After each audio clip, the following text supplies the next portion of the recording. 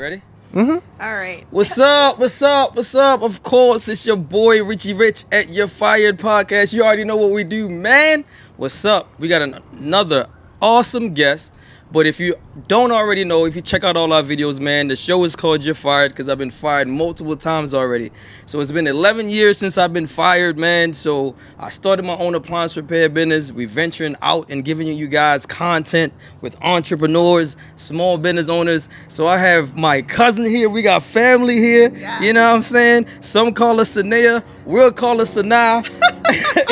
You know what I'm saying? So I got Sanaa, cousin here. What's up? What's going on? We appreciate you. Thank you for giving us the opportunity to interview today on Your Fire Podcast. What's up? What's going on? Hi, how are you? I'm good. Thanks for having me. Oh, it's no problem. You know I was gonna have you anyway, right?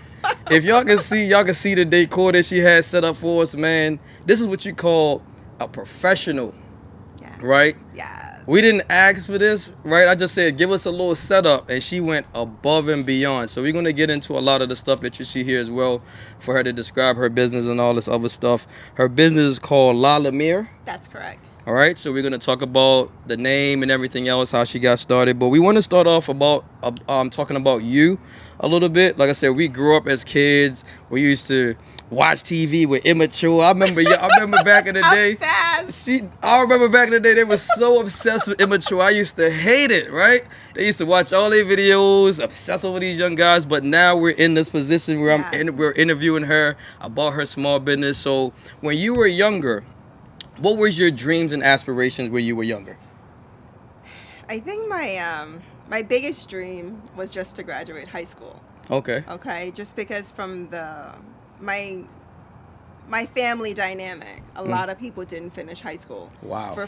For me, that was like the step that says, okay, now you can pivot into another era. Mm-hmm. So just graduating high school and going beyond that was it for me. That was literally the dream. Wow. Like I have to finish high school and not get pregnant. Mm-hmm. Because that has been our generational pattern. Mm-hmm. And I just wanted to break that so much. So when I graduated high school, it was everything like the sky was the limit. Like there was no limitation after that for me. Wow. None. Wonderful. No. So now you've graduated high school, you set some goals initially, you went to college. So what was your experience in college? Like what was your what is it called when you go to college? What's your studies? What is it that you studied in college? Talk about that a little bit. So major. I went Your major. My major. So I went to college. Initially, my major in undergrad was psychology, and after like a semester, I was like, this was not for me. Right. So then I ventured into nursing, and it was just random. I didn't have some kind of amazing stories as why I wanted to be a nurse, and other than I love people. I love to be around people, and I love to serve. That's just what my heart is. Mm-hmm. So I ventured into nursing, and it just catapulted from there. And then I went into grad school, and I'm a nurse practitioner, and I'm a clinical nurse specialist, and I'm board certified. So nursing was just literally the catapult for me to just set me on my trajectory. Right. That's pretty dope. Nursing. And that's one of the things I wanted to get into this a little bit, because as entrepreneurs, some of us work in our business for a living, and that's all we have, that's all we do. I always suggest in trying to, if you can work and do it on the side, or work and do other things and have other businesses, that helps you with having different streams of income, because it makes it a lot easier. If something doesn't work or one business is slow, you can actually allow that to supplement your business as well. So I'm glad you said you went to college, you had your nursing degree and all that stuff as well. So what made you venture into starting your own business, Lumiere? Like what was that? Why? Because it seemed like you're already successful, right? From the outside. From the outside. Right. Like, yes, I was content. Right. Like I didn't start this business because, I needed to get extra money per se. Right. I started this business out of just a need to have some creative freedom. Right. So I started Lumiere during the pandemic. So, Wow. as you know, COVID hit, and the medical profession didn't get you need to stay home. Mm-hmm. So we were surrounded with a lot of death and dying consistently. And I needed an outlet, and my creativity is what took me away from that world. Because I had to show up every day. Over time, I had to be there because people needed me. But I needed some way to have my own therapy. Right. So this was my therapy, and that's how this started. Wow. So, Okay. and I mean, La Lumiere means light. So it was my light from that dark season. And that was the reason behind the name. See, man, So. that is really dope.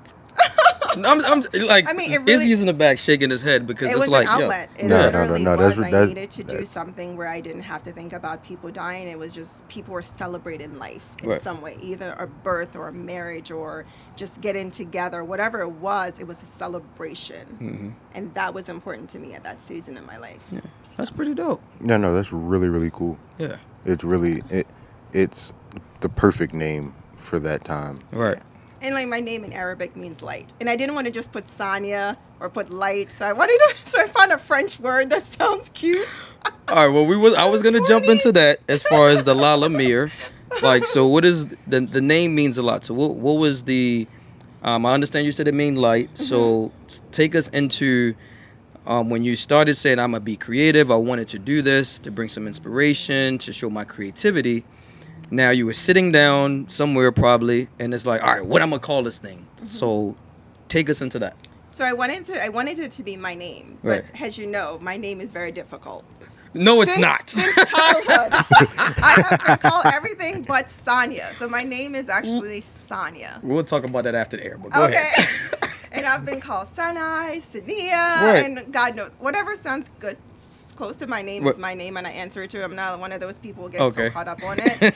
So I wanted it to be my name because I wanted to reflect me and who I am. Okay. But I didn't really want it to be people to get so lost in the name per se that they lose the essence of the company. Right. So when I did research, and I have a few like Arabic friends or friends from the Middle East, and they're like, "Oh, your name means light." And I did some more research, and it meant light. And I was like, "Well, I can't call the company Light Event Design." So then I was like, "Let me find the word light in a different language." Mm-hmm. And that's how La Lumiere came up, because I was like, well, people know Lumiere from Beauty and the Beast and the lamp, and it Except wouldn't for be that Richard. hard to pronounce. I didn't remember. I watched Beauty and the Beast a few times. I liked it, but I did not remember the light part. But Yeah, the lamp. that makes sense. It's the lamp. Okay. It's So, the lamp. Okay. And I mean, I like to think we radiate Mhm. some kind of light Mhm. into the world by what we do. So it's simple. It was a simple reason. Yeah. It sounds simple. It ain't simple as Richard's appliance repair. Well, it would have been Sannia Event Design if I wouldn't have to explain to every client Right. when they call the name. Right. So, that makes you know, sense. like, that was the reason why. But I would have liked it to be my name. Okay. That's pretty dope. I like that. Maybe in the future. All right. So let's get into this. La Lumiere, right? Mhm. So you started it, like you said, over the pandemic. I've been watching you on Facebook, saw some pictures and some of the stuff that you do. I want to commend you on the awesome work that I see. Thank you. There is a lot of creativity to it. Again, if you guys see the set here, it's an amazing set. So we really, really, really love it. So where did you get the training from? Like if someone was saying, okay, cool, I love what you do. I see what is it that you do. So how do I get to the point where I would say maybe be as creative, but know how to really put stuff together? Sure. Did you get like some type of training? So, yes and no. Okay. So when I decided to do this, I sat on it for like 2 months, and then there was a company that's called iWed. Okay. And they do give you like a crash course on like decor design. Mhm. So I took that, and I'm certified. So I'm a certified event designer. Okay. I'm from the medical world. You don't do anything unless you're certified. You Right. know what I mean? So I wanted to be certified in it. However, it just seemed like in this industry it's trial and error. Right. Everyone is just helping everyone else. There's not so much as a accredited body Right. that oversees the industry and sets standards. Right. You know, there's just industry leaders or people who are just great at what they do, and they come out with trends and they kind of set the standard, but there's Right. no overhead Right. like it is in other professions. Right. So, but trial and error, YouTube University. Mm-hmm. Hey. So Yes. how long was the training that you, was it 6 months, 5 months, 3 Oh months? no, it literally crash course. I think it was like a 3 or 4 day like Okay. little retreat seminar, and Okay. they just go over different like table setting and tablescape and what's the appropriate way of like laying the silverware, what is aesthetically pleasing when you look at a table, and like drapery and stuff like that, but nothing. It was crash course, really. Okay. It's trial and error. Trial and You error. really just follow other leaders in the industry, see what you like, and try to practice behind the scene until you're good at what you do. Okay. That's pretty dope. Yeah. I like that. All right, so talk about Lumiere. Uh-huh. I got to get that out. Just say Lumiere. Lumiere? Yeah. Okay, cool. Lumiere. What are some of the services that your company provides? So we specialize in mostly full production events, which means we come in and we take over all the intricate detail that has to do with your event, from the actual planning stage until like execution stage. So it depends on in what stage do you need me to come in. So we pride ourselves on the fact that we help busy professional be a guest at their own party. So when you show up, you should just really party. You shouldn't try to oversee if this is done and that is done. You really just come and celebrate and enjoy the moment, because Okay. we take out all the thinking for you. So we do tablescape, is what you see here. We bring all the items to you, the plates, the china, the silverware, everything else, and we lay it out. We Okay. also provide balloon work. We also help you with the planning stage. Maybe you already have all the items, but you just don't know where to find the vendors. Right. So we can help facilitate that as well. Okay, so the vendors, when you're talking about vendors, you're talking about like DJs, food, Every- like Everything. Everything? Anything that you would think you would need to get an event off the ground. The florist, the DJ. If you don't have this boho picnic table, I have a carpenter, so I have fabrication people that make things specialized for me. I just got this made specially for this party. I just did a party last week. It was an outdoor Vol Clicquot party, and she wanted picnic tables, so I had to get a carpenter and someone who knows woodworking to make stuff for me. So my items most of the times are custom, because I Right. have clients who just have a specific taste, elegant taste, a luxury taste, Right. and they want certain things that no one else have, and I just have to get it made. Right. So anyone you can think of, videographer, photographer, we bring everyone to make your event what it needs to be. Okay. One of the things I guess will say come to mind if you're speaking, especially if I'm starting off and this is something that I'm doing, you're probably like, all right, yeah, you connecting to these different vendors. So how do you connect with these different vendors? Like, again, you said you got a carpenter, you got DJs, you got somebody to do this and do that. When you're starting off your own business, you're trying to save as much money as possible. You don't really have the capital to do some certain things. So what are some suggestions that you might have to help someone that's really just starting out? There's no way around it. If your client want a DJ, you have to source a DJ, and you have to charge them for it. Right. The price is the price, right? Right. There's a certain level of events that I offer. So if you want the full production event, and you want the DJ, and you want the specialty caterer, and you want, the florist with fresh florals, it just costs that much. Okay. So I have a target audience, Okay. right? Like I said, I target professionals. All right. So if you don't have the budget, we're not a good fit. All right. So, Okay. but it's easy to source things. You Google. Google is there for you. You team up with other vendors. You go to like workshops, and you meet other creatives that do things in the industry, and you just build relationships with these people, and we use each other all the time. All right, that's pretty dope. I like that. Yeah. Okay. I do think that's key to for a lot of people who run their own small businesses, and I think a lot of times, especially starting out, people get caught up in exposure, and sometimes you got to remember that the price you set is the price you The set. price is the price. Right. If they don't want to pay it, then you don't have to give them your service. They're not your target audience. Right. There's an audience for everyone, right? Like, just take something as like shoes. There are designer shoes, and then there's, cost-effective shoes. Right. They still provide the same thing. They cover your feet and Right. provide feet protection. But if you want the designer shoot, it's just gonna cost more because Right. you're getting a different level and a quality product. Right. You know, you're getting efficiency, you're getting good customer service and customer experience. Like someone's not just gonna come and throw things together for you. You know, like you're paying for the quality of the work Right. That makes sense. and the expertise. Yeah. Okay. So as far as like, I know when I first started my own business, I'm not saying give us your pricings, right? But you could probably throw out different people that you've connected with and see what their prices are. Because initially, when you first start off, you undersell yourself, You do, right? and I still do. All right. So that's what I'm saying. Like, so how do I know? Like, am I charging the right amount? Am I being taken advantage of? My time is everything. Like, how do you? Mentor.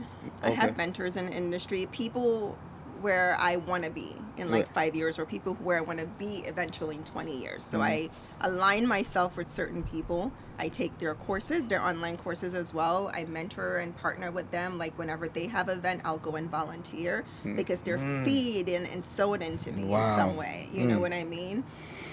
So I align myself with those people, and then I ask those questions, like, how do you determine how to charge for the centerpiece? Mm-hmm. And they have formulas, and they sell these formulas, and then you determine what your worth is Wow. based on that. Like, you have to pay yourself. I mean, once you account for material and like your assistants and everybody else, you have to think about your overhead. Right. Like, I need cell phone, I need internet to communicate with my family. You know, I have an office space within my home because I'm home based. Like, I have to pay my mortgage, and I'm using that space for business purposes, right? So you have to account some way to cover those overhead costs and your fee as well. Yeah. So All right.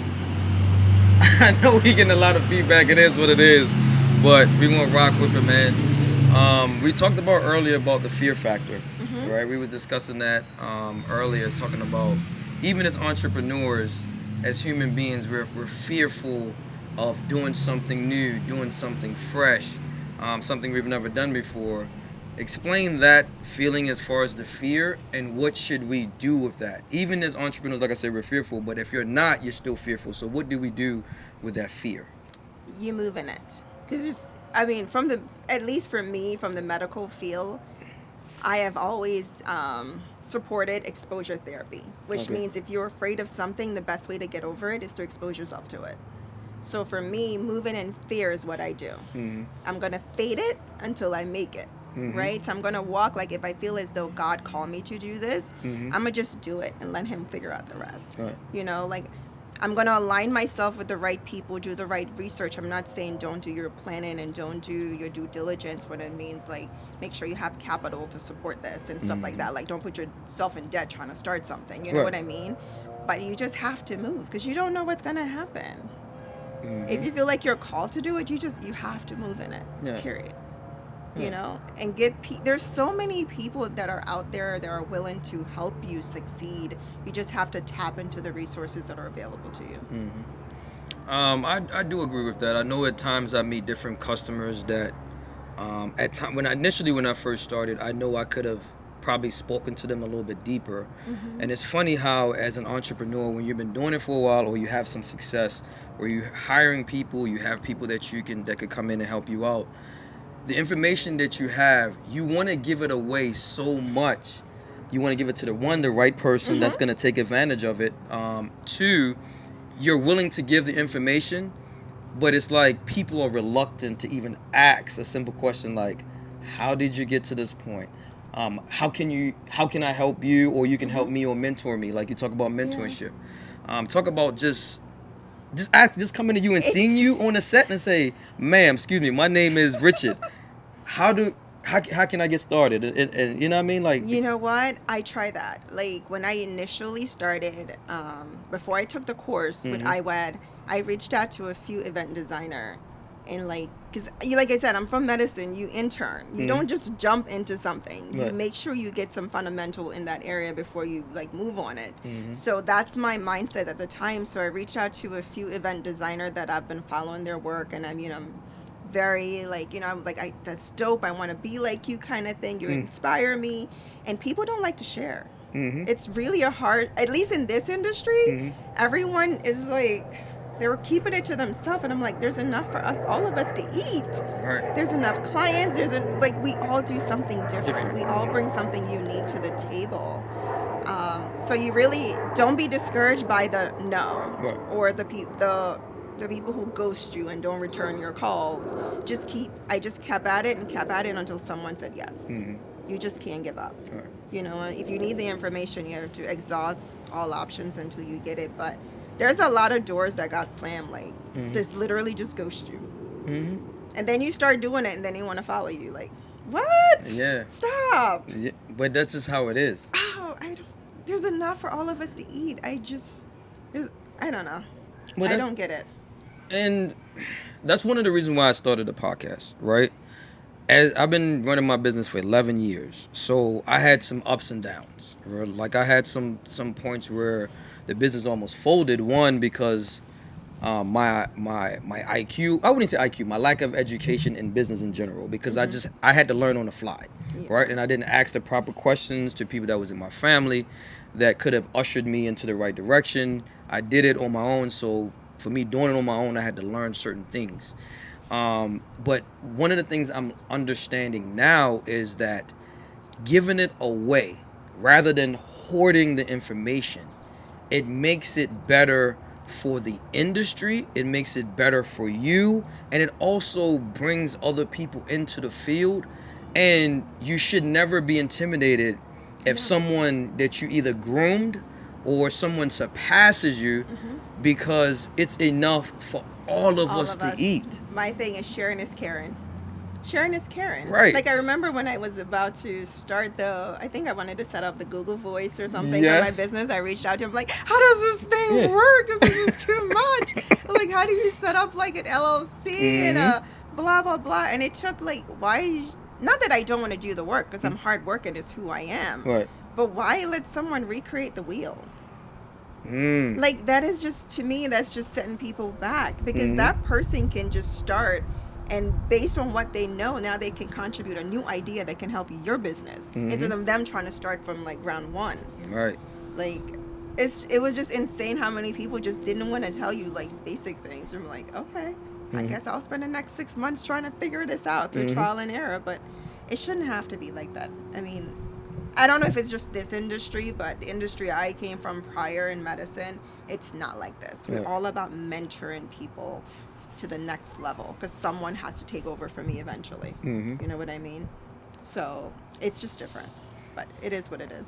Yeah, and I think you coming from that aspect as far as the medical field, you can implement a lot of those same things that you just discussed, mentoring, having people come into your company to help you out, what is called intern, right? So these are things that your company could provide that other companies more than likely probably would not be able to provide.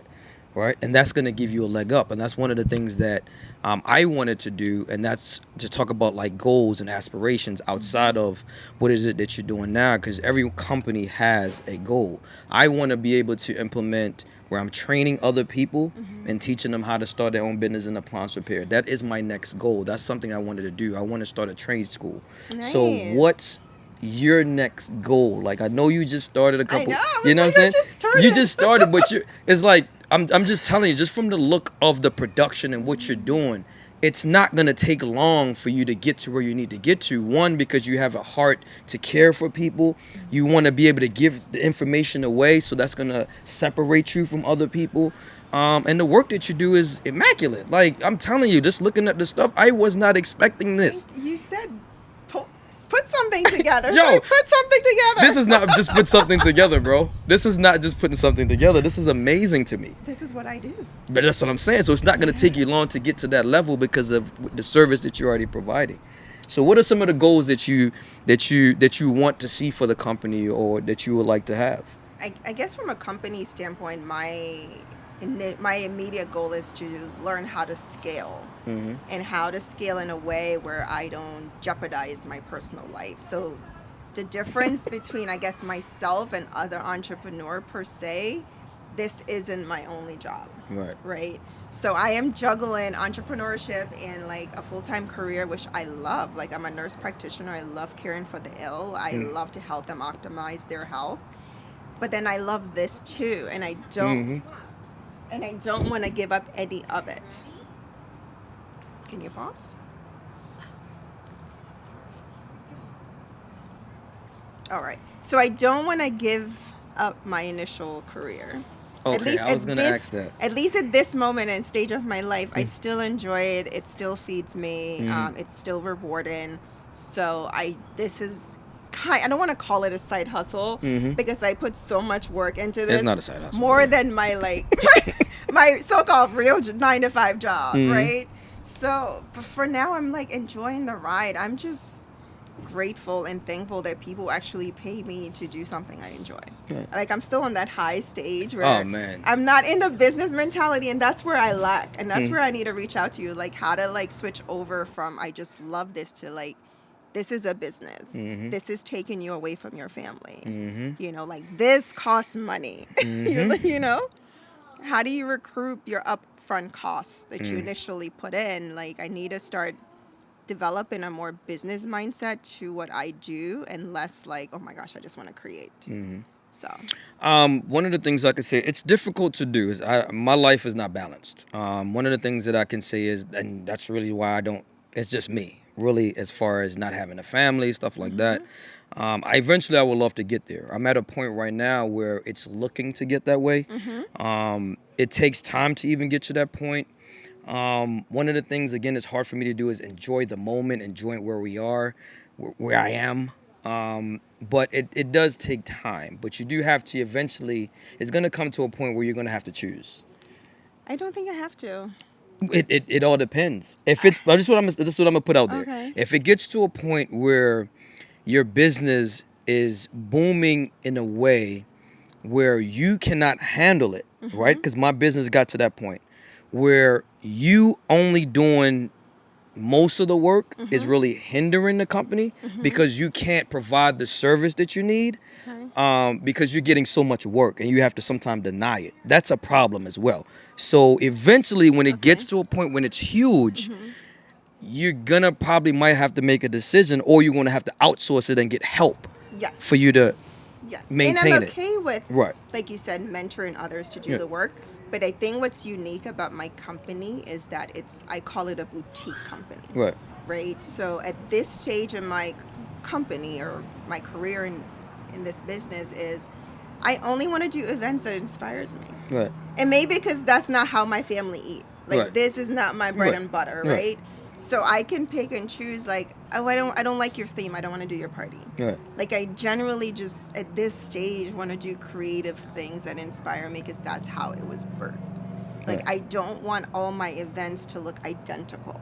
I think I will lose interest in it and not wanting to do it. Okay. So I have like a boutique. So I'm particular about the clients that I onboard, why I take your event in the first place. Right.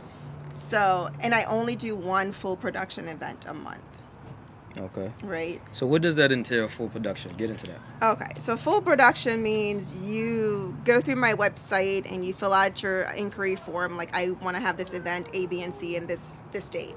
Then I reach out to you, send you my questionnaire as to what particular things you want to have in your event. Once you fill that out, I have a sense of what's going on. Then I schedule a consultation meeting with you and we go over the logistic of what's going to happen, potential costs, what type of vendors I need to onboard into this process. And once I do that, then I make a mood board and I give you like a glimpse of what your event could potentially look like. It never looks that way because my creativity works when I'm on site, Right. but you have an idea of the things to expect. And when it's full production, I'm in charge of everything, like the vendors you bring on board, like you said, the DJ, the caterer, the type of linen you want, whether it's like luxury versus like polyester. I mean, there's so many details. The shape of the cups and the glassware that you get, the shape of the dinnerware you get, like all those detailed, you know? If you want a specific like pattern, I have to get that pattern, like literally get fabric made. I get a graphic designer, design the fabric, and then I get someone to print the fabric, and then I get my tailor to like make the napkins.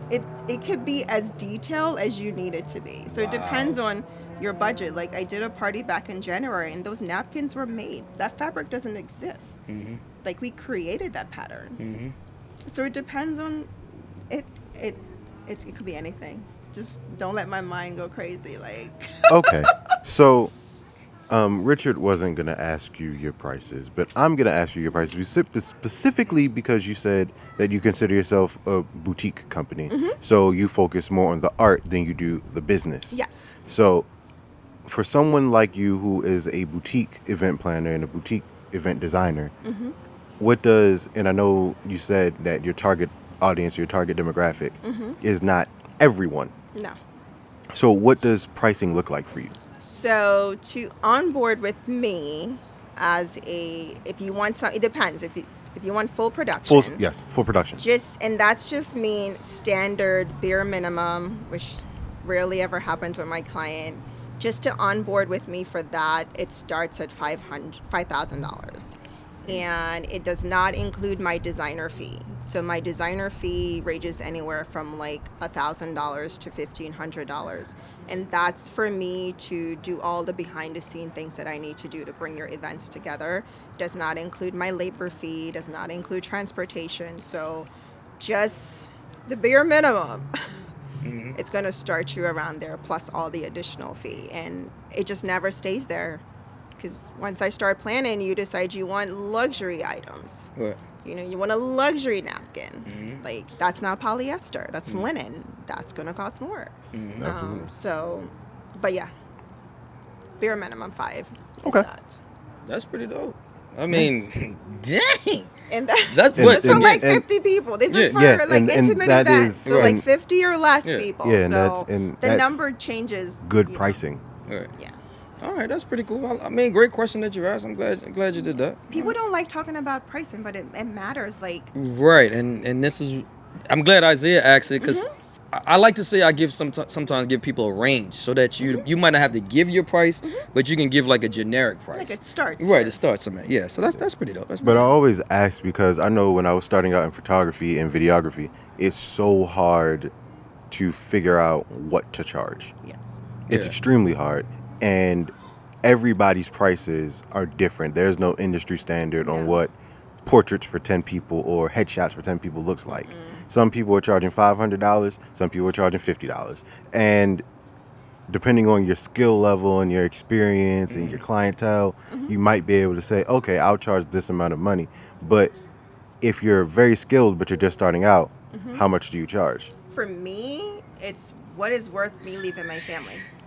Like I said, because I don't have to do this, it needs to be worth it for me to get myself. I mean, like, it took me a good week to come up with all these items. I had to go find the items, research the items. Like, if it's going to take me away from my family that much, it has to be worth it. If not, I'll just keep doing it for my families and friends for free. Right? It Okay. has to be worth at least your overhead costs, and you have to see a return on your investment. Absolutely. Yeah. If not, it's like it's an expensive hobby. Right. So, I guess another money question, and Richard, you can stop me if I'm No, going you too good. far. You got a mic now. The budget going up. So, profit margins. If we're just sticking to bare minimum, I'm not even going to get into what it could cost to go luxury and to go, above and beyond. If we're just sticking bare minimum, starting out, bare minimum $6,500. Your designer fee and what it might cost to just do 50 people. What's your profit margins like? I would say just like, and I base my profit margin based on my expertise and the amount of years I've been in this industry, and ranging it based on other designer who has similar like aesthetics and stuff like that. So for me, it's anywhere from like 30 to 40%. Okay. Pretty good. Yeah, so that's pretty good. What advice you might have for entrepreneurs? Since you're you're a part of the club. You're a part of the club. Alrighty. You know what I'm saying? You are like, yo, bro. No, you're part of the club. The IRS would tell you you're If you're if you're pulling Yes, 30, they do. You're pulling part of the 30, club. 40% profit margins. Right. All of it. All the money, and that's you know what I'm saying. But so yeah. So what advice do you have I would say if you're just starting out, do your research, Mm-hmm. and align yourself with people who have data to prove that they're really good business owners. Mm-hmm. You know what I mean? Not people like, oh, I have a business. Like, anyone can have a business. Like, do you have an accountant?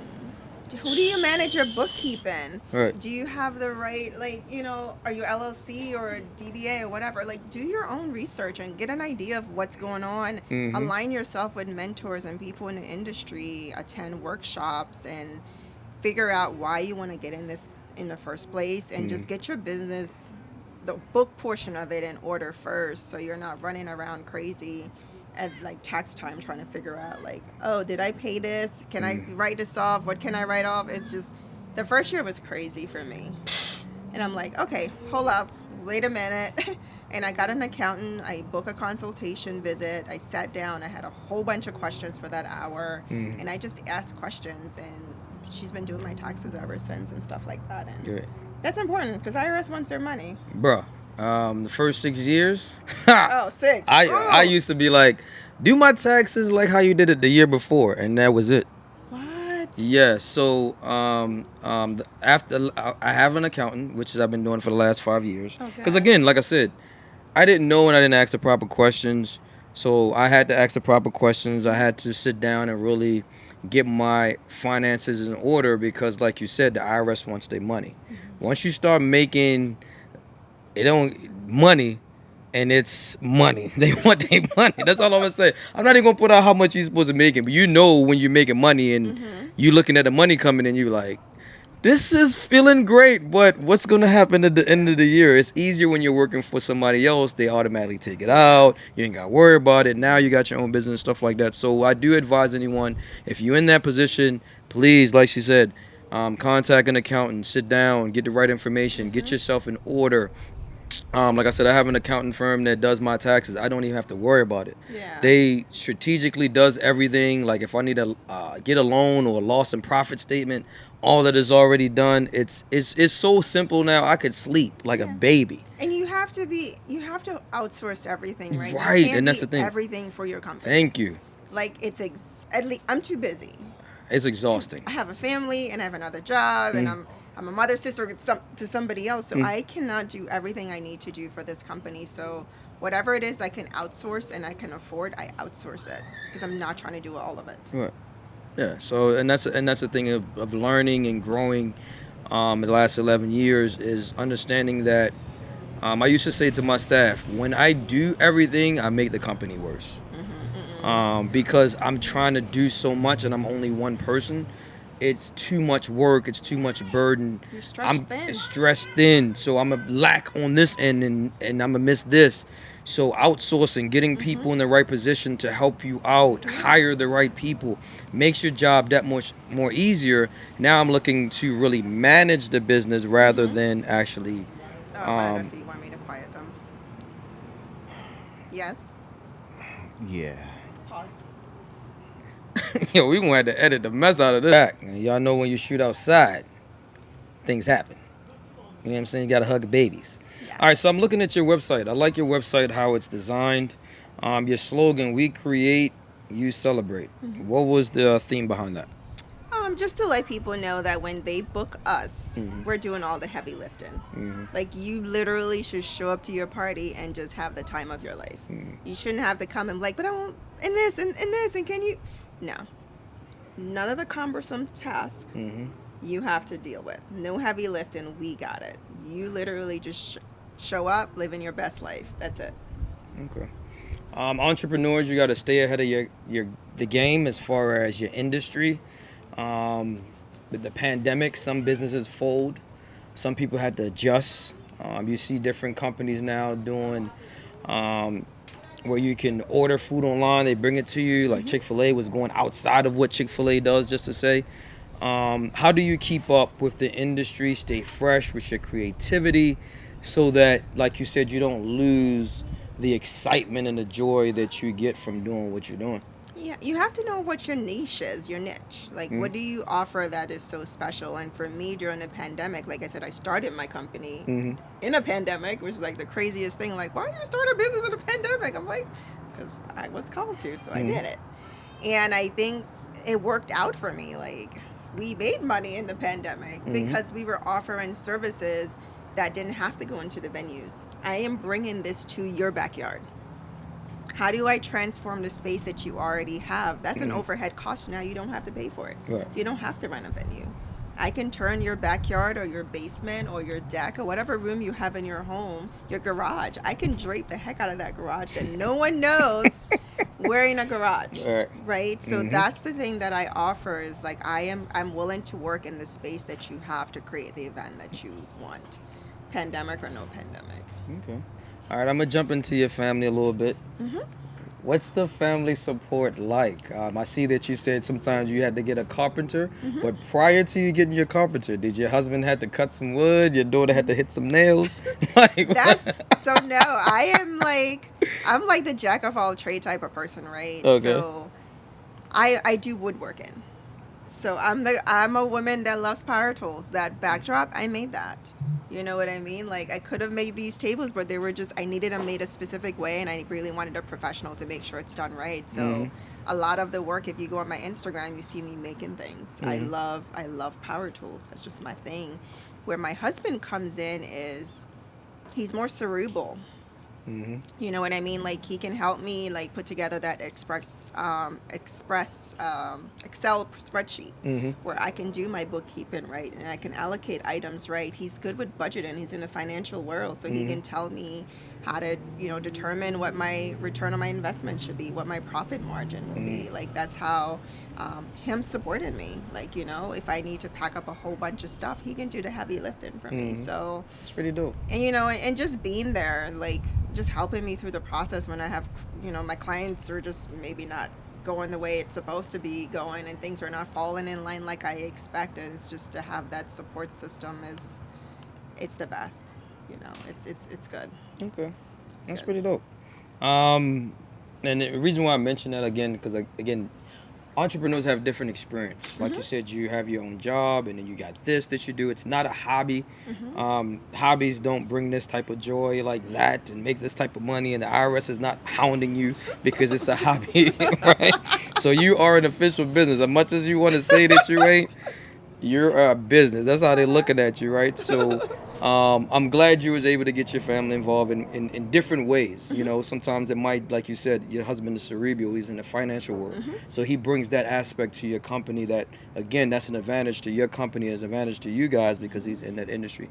Your daughter, she does what she does, right? She loves her mommy. She probably like... She's the best little girl, though, because it's hard, too. And it's another thing people need to consider when they take on this industry is it's not a 9 to 5. There's no clock in and clock out. You can set hours to try to like keep some order, but at the end of the day, you may not be talking to your client, but you're up doing research and you're missing like missing swimming or I'm missing other items in her life, but she's so flexible. You know what I mean? Kids are so resilient that you have to find out. You have to make it up. I mean, you just don't ignore those things because those things are important. But it's also for like moms, especially moms, like, stop beating yourself up. If you can't make every game, every ballet, training or whatever the practice is or whatever, you just can't. And it is what it is. I've always been a professional. I've always been in an industry that require long hours and it's just how our life is and our dynamic in our home. But everybody understands, and when we do have time, we make it up and we make sure we're present when we truly are present. So that's pretty dope. I like that. Yeah, because I'm not always. I'm busy. I'm gone a lot of times, but it's what it calls for. Because I want to set her up where she have generational wealth. I want to leave a legacy. I don't want her upbringing to be my upbringing. And it takes hard work and sacrifice, and it is just what it is. Right. That's pretty dope. All right, so I normally will ask entrepreneurs at the end. I don't think this applies, right? Yeah, no, because normally we would ask, so would you go back to working for someone else? But you're in the unique position where you have you have another career. Yeah. Right. And I think you said it yourself, it's too early in the game to say, well, I'm going to leave one for the other. But I guess we can put a hypothetical out there. Could you see it getting to a point where maybe you might leave your day job? No. If anything, I see it, like, you need to understand, like, I invested 15, 16 years into my career. Like, I have 2 advanced degrees. Like, I want it. I want this. You know what I mean? I want to be a nurse practitioner. I love helping people in the medical field. If anything, I can see myself doing that part-time, because that industry allows me the flexibility to do it as needed, what they call PRN. So I can go in and I can work maybe twice a month and still keep my, my credential and my licensure. I love it too much. And I like the stability of knowing that I have a paycheck. You know what I mean? I have a recession-proof job. Very true. You know what I mean? Like, this is not recession-proof. We see what happened during the pandemic. Unless you're willing to pivot and go into, turn your company into a different, in different areas and different elements and change, it's not recession-proof. Like, I am still I'm creative, but I'm analytical too, and I'm reasonable to the point. Like, I like having a 401k. I like the match. I like watching it grow. Like, those things are important. I have a family. You know what No, I I mean? understand. This job is not 100%. It just isn't. They're off season and on season. At this moment, it is at this stage. If anything, like I said, if it grows and it's growing and I'm having more love for it than my other job, which I love equally. I don't know if is that normal? Like, I love them both. Like, I don't want to give up. I want my cake and eat it too. There's nothing wrong with that. Like I said, your situation is unique from mine. Yeah. I didn't love my prior situation like I love doing what I'm doing now. I always Okay. wanted to start my own. I always felt as though I didn't want to work for anybody else. So me doing my own thing was only right. It was only destined. Natural to me. So I just used the job for whatever experience I needed to start my own thing. They, like I said, they ended up firing me. I got fired a couple times, and that's why we named the show "You're Fired," because even when you're fired, it can birth something great. It's sometimes a good thing. It's a good thing. It's a I good always thing. say it's a good thing. I never talk bad about the company. I just always say I thank you for the experience that I've gained, and me learning the skill. Now I'm able to apply those skills to my own business as well. So. It all depends. Like I said, your situation is unique. It is. Yeah, it is unique. Yeah, and Unique than mine, not just unique in general, but just unique. Because And people still do both. And I guess because I've been in the industry so long in the medical industry, it doesn't. To me, I don't see it as like I don't want to work for somebody else, because the constraint of what I guess normal people do, it's not the same for me. Like, And that's the thing. yeah, like I've never worked 5 days a week ever in my entire life, in my adult life. Like, I don't know what that feels like. I've worked longer hours, but then it still gives me like 4-day weekends. See, that's probably So right. like, it's not draining. Right, and that's probably what it is. I don't work nights. I don't work any holidays. I may work 2 weekends a month. Like, I'm like living a dream job if you think of medical jobs. So it's easy. Yeah, I'll say enjoy them both It's as not long a as you can. constraint. Yeah. And I also think because you are in the unique position where you like what you do. I do. Yeah, you genuinely love your job. Yeah. So you don't have the constraint, I got to figure Like, something I out. don't want to go there. I got to figure something out. I got to They get away send from this text job. Mondays are Mondays. You know them sad Monday texts? Yeah, like, I yeah. love the people I work with. I love my leadership. Like, it doesn't seem like pain. And that's the So, difference. And that's the difference. I And love most it. people don't look at their jobs that way. But you're looking at it from the perspective that, to be honest with you, if we all look at it from that perspective, our life will be a lot more simpler. It'll be a lot less stressful. And when you do go to work, it gives you the passion and the love. That's why you talked about it initially. Like, you gotta love what you're doing. It's a difference from you just getting up from a 9-to-5 job, Monday through Friday, working 6 days a week or whatever. It's stressful. But if you love what you do, you don't even really consider the hours. You don't consider the days, because you're putting time into something that you really love. So just talk about that for a little bit, and we probably got like 1 or 2 more questions after. Yeah, like, that job allows me to have good work-life balance. Like, Yeah, 4-day weekends are nice. yeah, like, I work for the federal government. Like, I have great work-life balance. I go to work, I do what I do. It gives me, I have freedom for like the initiative that I want to do there, and I mean, I'm a leader there, so I love it. You have to find what you're good at and find there's a company out there that can give you what you want, as long as you have the strength and the credentials to say, hey, can I have my hours this way? Can I have this way? You have to come to the table with something, Right. show your skills and your talents. But I love it. I really do love what I do. All right, one Both. last question. How do you settle your mind? I know you said you like I can't settle mine. I'm always thinking of something. It's always going. You're a leader at one job, and then you have this. You have your family to worry about. So when do you find peace, like outside of everything, to really say, "Let me relax," and and relax, like settle your brain? Do you ever come have those moments at all? I do. I have to have that. And what do you So do? for me, it's I know when I'm too much. Mm-hmm. So that's one of the things I love about what I'm doing with the boutique company. If I feel like it's too much, I don't take on anything else.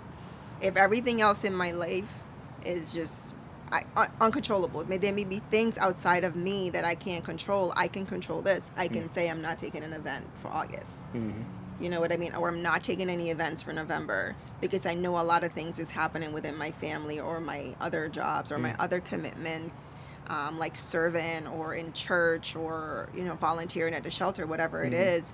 If those things are taking priority for that month, I can put it on my calendar and it's blocked out. I'm not doing an event. And if it gets too much, I travel.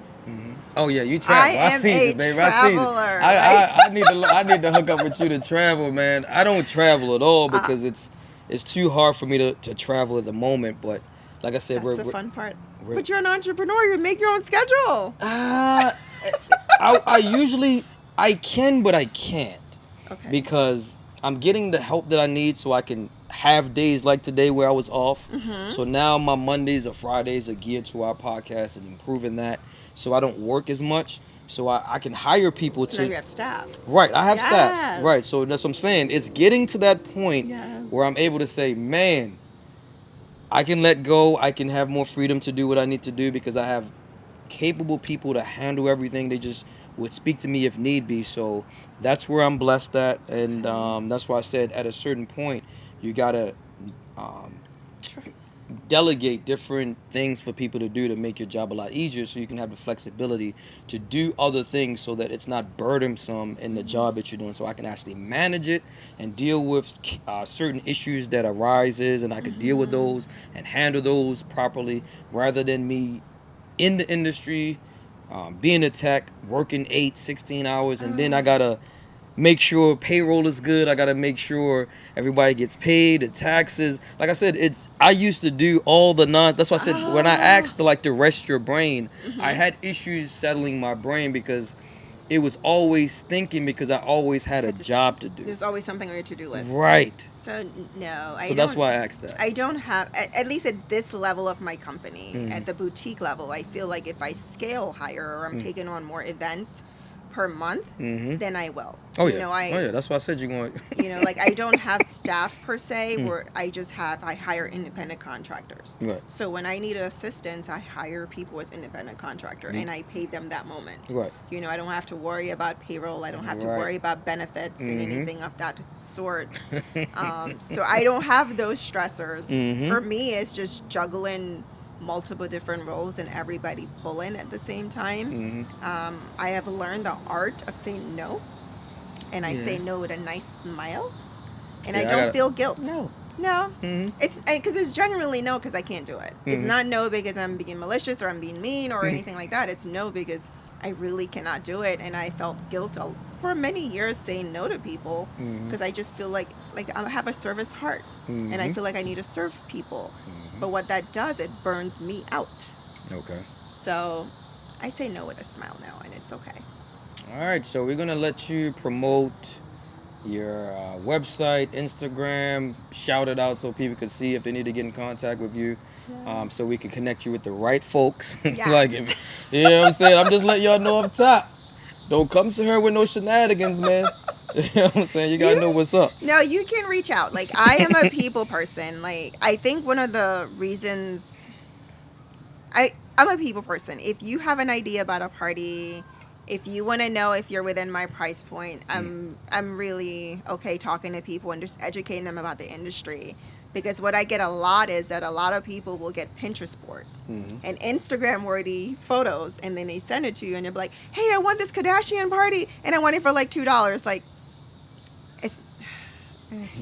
it's not gonna happen. So now I feel like the more I get those clients, the more I can educate them on what it costs, and then they can educate their friends and family members, and then there's not this big like sticker shock. Because I know there was a time in my life when I couldn't afford the stuff I am offering. I didn't have the budget for it. I had real bills like student loans and other things to pay for. Like, I had to have gotten to a point where I had disposable income, and that's one of the things I want to get out there, is that this is excess. You don't need all of this to celebrate anything. This is for that one client that just want to go above and beyond. This is that one client that has disposable income. Like, if you can't pay your mortgage or your car note after having this party, it is not for you. Like, seriously, it wasn't for me for many years because I didn't have the disposable income to put on something like this. You know, and there's a price point for everybody else. Just search around, find the right vendors within your price point. If you can't, DIY the heck out of it on YouTube, because that's how I learned and I started. So, but I'm willing to talk to any client. I would just let you know whether or not we're a good fit or not. That's just it. I agree. So did you put out your website, Instagram, Facebook? Yes. So you send it to me. I sent it to you, but I don't know it off link. I just sent you a link. So if you search La Lumiere Event Design, the chances are I'm gonna pop up. It's www.lumiereeventsdesigns.com. Events with an S.com. And you can find my website. My website will link you to my social media, my Facebook, and my Instagram. So if you go to the website, you'll definitely find me. If you have a luxury party in mind, a party over the top, or if you want balloons. So I do balloons. So I do a lot of balloon work. Balloons don't cost that much. At least I don't think they cost that much. No, I don't think so. Right? I've never bought it. No, I don't think they cost that much. I don't think balloons. Like, reach out to me if you need some balloon work. So I do balloon design, and then I do full-scale events as well. All right, well, I got to get married so I can get you the design, yes! You hear me? I'm not going to lie to you. I got you in mind. You know what I'm saying? So this is why this podcast. I got you. You know, we family. I got Appreciate you. Appreciate that all day, man. You already know I'm your boy, Richie Rich, at Your Fire Podcast. Don't forget, like, share, subscribe to the videos, man. Leave a comment. We're going to have her information in the description box as well. So if you need to get in contact with her, you're going to have that information in the video. Izzy, as always, shout out to you, man. I guess the budget went up this week because he got his mic officially. You know what I'm saying? You know what I'm saying? Stuff do cost. That ain't cheap, you hear me? But I got to have some more disposable income so that we can get what we need. But we appreciate you guys. It's Your Fire Podcast. Sannia. Thank you. Appreciate it. Appreciate the love. No, you know we got you, baby. Showcasing what I do. Oh, man. This is amazing. Thank you. All right, you guys. Peace. We out.